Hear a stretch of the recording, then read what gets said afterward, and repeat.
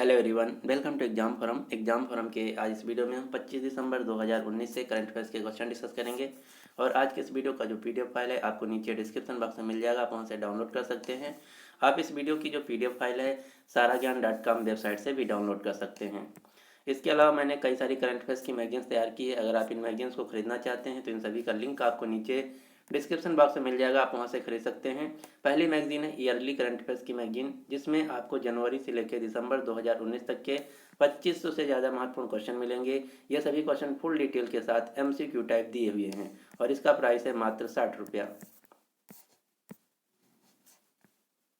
दूसरी है topic wise current affairs की मैगजीन, जिसमें आपको जनवरी से लेकर दिसंबर 2019 तक के सभी क्वेश्चन टॉपिक वाइज यानी कि योजनाएं, पुरस्कार, खेल, नियुक्तियां, चर्चित महिलाएं, चर्चित व्यक्ति, अवार्ड, 2019 में पहली बार क्या हुआ, सूचकांक, पुस्तकें, समिट और सम्मेलन, ये सभी क्वेश्चन मिलेंगे और इसका प्राइस है मात्र 55 रुपया।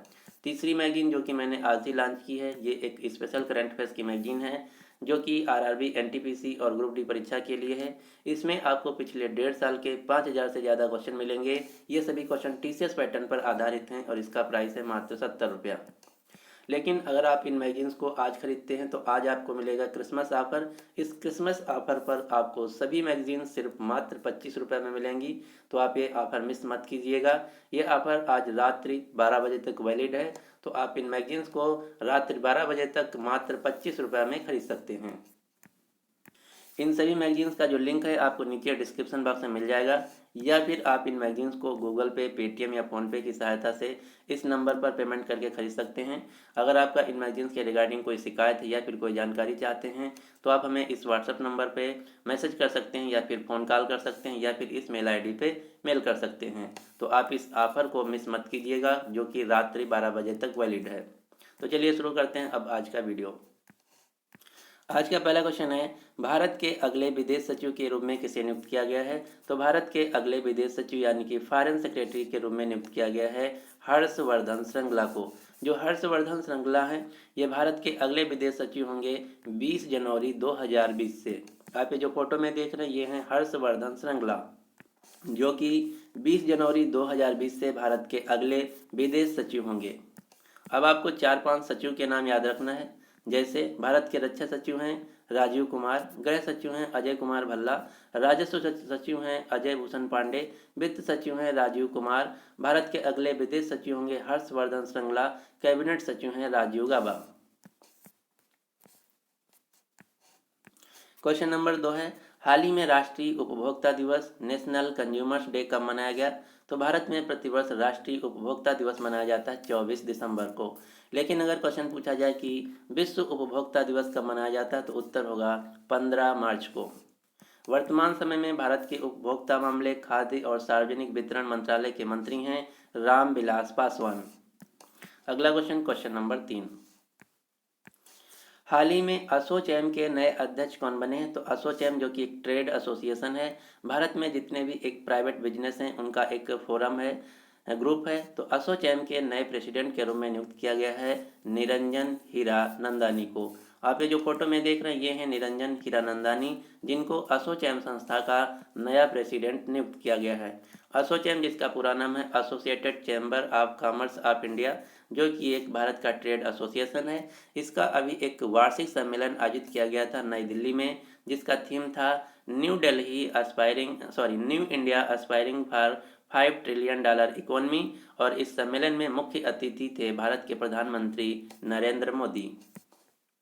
अगला क्वेश्चन, क्वेश्चन नंबर 4, भारतीय रेलवे ने किस रेलवे स्टेशन पर ऑक्सीजन पार्लर नाम का एक नया इनिशिएटिव शुरू किया है। तो ऑक्सीजन पार्लर शुरू किया गया है नासिक रेलवे स्टेशन, महाराष्ट्र में। आपको याद रखना है ऑक्सीजन पार्लर शुरू किया गया है रेलवे के द्वारा नासिक रेलवे स्टेशन, महाराष्ट्र में। अब हम देख लेते हैं कि ऑक्सीजन पार्लर क्या है।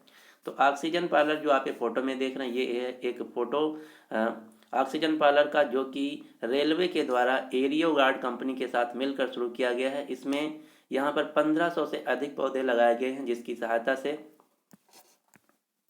नासिक रेलवे स्टेशन पर जो यात्री हैं स्वच्छ ऑक्सीजन का आनंद ले सकेंगे। यही है एक नया इनिशिएटिव जिसका नाम दिया गया है ऑक्सीजन पार्लर, जो कि नासिक रेलवे स्टेशन पर शुरू किया गया है। मैंने आपको कल बताया था कि इंटीग्रल कोच फैक्ट्री चेन्नई 215 दिनों में 3000 कोचेस निर्माण करके एक नया रिकॉर्ड बनाया है। इन्होंने चीन की कोच फैक्ट्री का रिकॉर्ड तोड़ा है। इस प्रकार से जो इंटीग्रल कोच फैक्ट्री चेन्नई है, दुनिया की नंबर 1 कोच मैन्युफैक्चरिंग फैक्ट्री बन गई है। जो मुंबई सेंट्रल रेलवे स्टेशन है, ये ईट राइट स्टेशन टैग पाने वाला भारत का पहला स्टेशन बना है। भारत का पहला रेलवे विश्वविद्यालय खोला गया है वडोदरा, गुजरात में। चारबाग रेलवे स्टेशन लखनऊ, उत्तर प्रदेश में रेलवे के द्वारा हेल्थ एटीएम स्थापित किए गए हैं। इस साल भारत में एक नई प्राइवेट ट्रेन चलाई गई जिसका नाम है तेजस एक्सप्रेस ट्रेन, जो कि आईआरसीटीसी के द्वारा चलाई गई है। इसको हरी झंडी दिखाया उत्तर प्रदेश के मुख्यमंत्री योगी आदित्यनाथ ने। जो तेजस एक्सप्रेस ट्रेन है, ये लखनऊ से दिल्ली के बीच चलाई गई है। गुवाहाटी रेलवे स्टेशन भारत का पहला रेलवे स्टेशन बना है जिसको आईएसओ सर्टिफिकेट मिला है नेशनल ग्रीन ट्राइब्यूनल एनजीटी के द्वारा। और गुवाहाटी रेलवे स्टेशन ही भारत का पहला 100% सोलर पावर से चलने वाला भी रेलवे स्टेशन है। रेलवे सर्वेक्षण 2019 के अनुसार भारत का सबसे साफ रेलवे स्टेशन है जयपुर रेलवे स्टेशन, जो कि राजस्थान में स्थित है। वर्तमान समय में रेलवे बोर्ड के चेयरमैन हैं विनोद कुमार यादव, रेल मंत्री हैं पीयूष गोयल, स्वतंत्र भारत के पहले रेल मंत्री थे जॉन मथाई। अगला क्वेश्चन, क्वेश्चन नंबर 5। हाल ही में QRSAM मिसाइल का सफल परीक्षण किसके द्वारा किया गया? तो QRSAM मिसाइल, जिसका पूरा नाम है quick reaction surface to air missile, जिसका सफल परीक्षण किया गया उड़ीसा के चांदीपुर टेस्ट रेंज से DRDO के द्वारा। DRDO, जिसका पूरा नाम है defence research and development organisation. DRDO का मुख्यालय नई दिल्ली में। DRDO की स्थापना की गई थी 1958 में। DRDO के वर्तमान में चेयरमैन हैं डॉक्टर जी सतीश रेड्डी। डॉक्टर जी सतीश रेड्डी को इस साल 2 पुरस्कार मिले हैं। कौन कौन से? पहला है मिसाइल सिस्टम अवार्ड 2019, दूसरा है लंदन की रॉयल एरोनॉटिकल सोसाइटी के द्वारा वर्ष 2019 का the honorary fellowship of the society सम्मान, जिसे एरोनॉटिकल क्षेत्र का नोबेल प्राइज भी कहा जाता है। क्वेश्चन नंबर 6 है, हाल ही में सेना का 6वां अंग जिसका नाम दिया गया है मिलिट्री स्पेस फोर्स, किस देश के द्वारा लॉन्च किया गया है? तो मिलिट्री स्पेस फोर्स नाम का एक नया सेना का अंग लॉन्च किया गया है अमेरिका देश के द्वारा। इस प्रकार से अमेरिका के पास अब टोटल 6 आर्मी के अंग हो गए। कौन कौन से? थल सेना, नौसेना, वायुसेना, मरीन सेना, कोस्ट गार्ड और मिलिट्री स्पेस फोर्स। भारतीय सेना के पास अभी 3 ही अंग हैं। कौन कौन से? थल सेना, नौसेना और वायुसेना। अब हम देख लेते हैं कि मिलिट्री स्पेस फोर्स क्या है। मिलिट्री स्पेस फोर्स का उद्देश्य अंतरिक्ष में अमेरिका के बढ़ते हुए प्रभुत्व को कायम रखना तथा उसे सुरक्षित बनाना। इस मिलिट्री स्पेस फोर्स के तहत अमेरिका सैनिकों को अंतरिक्ष में भेजेगा, जो कि उपग्रहों की सुरक्षा तथा अन्य अंतर्राष्ट्रीय संचार वाहनों की सुरक्षा के लिए कार्य करेंगे। यही है मिलिट्री स्पेस फोर्स, जो कि दुनिया में सबसे पहले अमेरिका देश के द्वारा लॉन्च किया गया है। अगर क्वेश्चन पूछा जाए कि अमेरिका देश की आर्मी का नाम क्या है, तो उत्तर होगा पेंटागन। अमेरिका देश की आर्मी का सेना का नाम है पेंटागन। भारत अमेरिका देश के साथ 4 मिलिट्री एक्सरसाइज करता है। कौन कौन सी? वज्र प्रहार, युद्ध अभ्यास, टाइगर ट्रायम्फ और मालाबार एक्सरसाइज।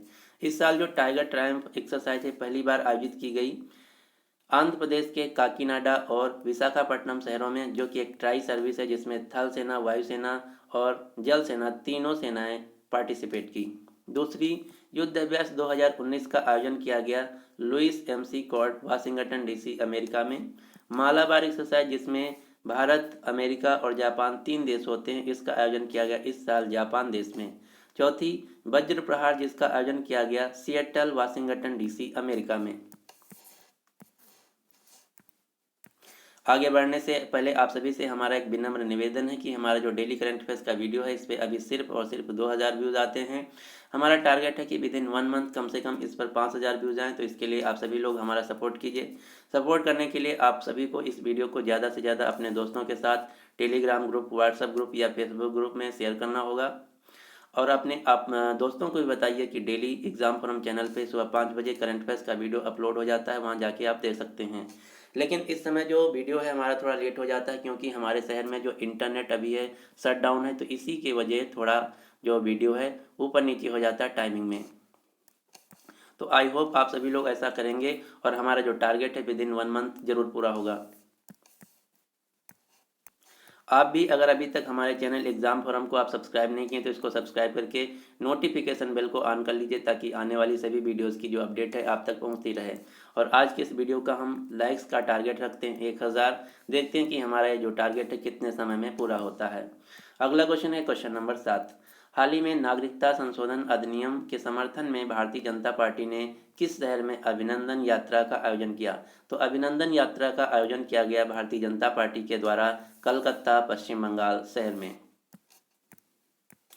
नागरिकता संशोधन अधिनियम 2019, जिसमें ये बताया गया है कि बांग्लादेश, अफगानिस्तान और पाकिस्तान से जो अल्पसंख्यक समुदाय के लोग सन 2014 से पहले भारत में शरणार्थी के तौर पर आए थे, 6 समुदाय के लोग कौन कौन से? हिंदू, बौद्ध, जैन, पारसी, सिख और ईसाई, इनको नागरिकता दी जाएगी नागरिकता संशोधन अधिनियम 2019 के तहत। अब आपको कुछ फुल फॉर्म याद रखना है। कैब का फुल फॉर्म है सिटीजनशिप अमेंडमेंट बिल। सीएए का फुल फॉर्म है सिटीजनशिप अमेंडमेंट एक्ट। एनआरसी का फुल फॉर्म है नेशनल रजिस्टर फॉर सिटीजन्स। लेकिन जो एनआरसी है ये सीएए से बिल्कुल अलग है। एनआरसी में बताया गया है कि जो बांग्लादेश के घुसपैठिए हैं, जो कि 1971 के बाद भारत में इलीगली इंटर कर गए थे, उनको एनआरसी के तहत भारत से निकाला जाएगा। लेकिन सीएए में पाकिस्तान, अफगानिस्तान और बांग्लादेश के जो शरणार्थी हैं उनको नागरिकता देने की बात की गई है। अगला एक जो कि नया कल ही पारित किया गया, जिसका नाम है एनपीआर, इसको कल ही मंजूरी दी गई, जिसका पूरा नाम है नेशनल पॉपुलेशन रजिस्टर। अगला क्वेश्चन, क्वेश्चन नंबर 8। हाल ही में army design bureau excellence award से किसे सम्मानित किया गया? तो इस साल army design bureau excellence award 2019 से सम्मानित किया गया है मेजर अनूप मिश्रा को। आप ये जो फोटो में देख रहे हैं ये हैं मेजर अनूप मिश्रा। इन्हीं को army design bureau excellence award 2019 से सम्मानित किया गया है। क्यों सम्मानित किया गया है? क्योंकि इन्होंने एक सर्वत्र कोच का विकास किया है, जो कि एक बुलेट प्रूफ जैकेट है। इसी बुलेट प्रूफ जैकेट के लिए इनको इस साल army design bureau excellence award 2019 से सम्मानित किया गया है। अभी कुछ दिन पहले भारतीय सेना द्वारा 5वीं एआर टेक संगोष्ठी यानी कि आर्मी टेक्नोलॉजी सेमिनार 2019 का आयोजन किया गया था नई दिल्ली में, जिसका थीम था technology for non contact warfare. इस साल डेफकॉम 2019 का आयोजन किया गया नई दिल्ली में, जिसका थीम था communication as a decisive catalyst for jointness. Defence expo 2020 का आयोजन किया जाएगा उत्तर प्रदेश की राजधानी लखनऊ में, जिसका थीम होगा डिजिटल ट्रांसफॉर्मेशन ऑफ डिफेंस। वर्तमान समय में थल सेना प्रमुख हैं जनरल बिपिन रावत, जो कि 31 दिसंबर 2019 को रिटायर हो जाएंगे, जिसके बाद भारत के नए थल सेना प्रमुख होंगे मनोज मुकुंद नरवाने। 31 दिसंबर 2019 को रिटायर होने के बाद जनरल बिपिन रावत बनेंगे भारत के पहले सीडीएस यानी कि चीफ ऑफ डिफेंस स्टाफ। वर्तमान समय में भारतीय नौसेना प्रमुख हैं एडमिरल करमबीर सिंह। वायुसेना प्रमुख हैं राकेश कुमार सिंह भदौरिया। वर्तमान समय में भारत के रक्षा मंत्री हैं राजनाथ सिंह, जिनकी कंस्टिट्यूंसी है लखनऊ उत्तर प्रदेश। डिफेंस सेक्रेटरी रक्षा सचिव हैं अजय कुमार। अगला क्वेश्चन, क्वेश्चन नंबर 9। हाल ही में फिक्की का अध्यक्ष किसे नियुक्त किया गया? तो फिक्की भी एक ट्रेड एसोसिएशन है। भारत में जितने भी प्राइवेट बिजनेस हैं इनका एक फोरम है। तो फिक्की के नए अध्यक्ष के रूप में नियुक्त किया गया है संगीता रेड्डी को। आप ये जो फोटो में देख रहे हैं ये हैं संगीता रेड्डी, जिनको फिक्की का नया प्रेसिडेंट बनाया गया है। संगीता रेड्डी जो कि वर्तमान में अपोलो हॉस्पिटल्स ग्रुप की चेयरमैन हैं। फिक्की जिसका पूरा नाम है federation of Indian chamber of commerce and industry, जिसको हिंदी में बोला जाता है भारतीय वाणिज्य एवं उद्योग महासंघ। इसका मुख्यालय है नई दिल्ली में। इस साल FICCI India sports person of the year 2019 का पुरस्कार दिया गया है महिला कैटेगरी में हॉकी प्लेयर रानी रामपाल को, पुरुष कैटेगरी में स्पोर्ट्स शूटर सौरभ चौधरी को। क्वेश्चन नंबर 10 है, हाल ही में ठुमरी विशेषज्ञ विदुषी सविता देवी का निधन हो गया। तो आपको बताना कि सविता देवी किस घराने से संबंधित थी। ठुमरी विशेषज्ञ जो कि एक शास्त्रीय संगीत होता है, जो कि सविता देवी थी, इनका हाल ही में निधन हो गया। ये बनारस घराने से थी। आप ये जो फोटो में देख रहे हैं ये हैं शास्त्रीय संगीत गायिका सविता देवी, जिनका हाल ही में निधन हो गया। इन्होंने एक पुस्तक लिखी थी जिसका नाम था माँ सिद्धेश्वरी। बनारस वही शहर है जहाँ से प्रधानमंत्री मोदी लोकसभा सांसद हैं यानी कि एमपी हैं। बनारस उत्तर प्रदेश में स्थित है, गंगा नदी के किनारे स्थित है। और जो भारत की पहली ट्रेन 18 चलाई गई थी, ये दिल्ली से लेके बनारस के बीच में ही चलाई गई थी। अगला क्वेश्चन है question number 11। The greatest folk tales of Bihar पुस्तक के लेखक कौन है? तो इस पुस्तक को लिखा गया है नलिन वर्मा के द्वारा। आप ये जो फोटो देख रहे हैं ये है पुस्तक का cover page, the greatest folk tales of Bihar, जो कि लिखी गई है नलिन वर्मा के द्वारा। तो ये थे आज के हमारे करंट अफेयर्स के क्वेश्चन। अब आपके लिए क्वेश्चन क्या है कि हाल ही में किस राज्य ने YSR नेस्तम योजना की शुरुआत की है? तो इस क्वेश्चन का जो सही आंसर है आपको नीचे देना है, वो भी फुल डिटेल के साथ। तो आपको ये वीडियो कैसा लगा? अगर आपको वीडियो पसंद आता है तो प्लीज़ इस वीडियो को अपने दोस्तों के साथ शेयर कीजिए और इस वीडियो को लाइक भी कीजिए। और आज के इस वीडियो का लाइक का टारगेट है हमारा 1000।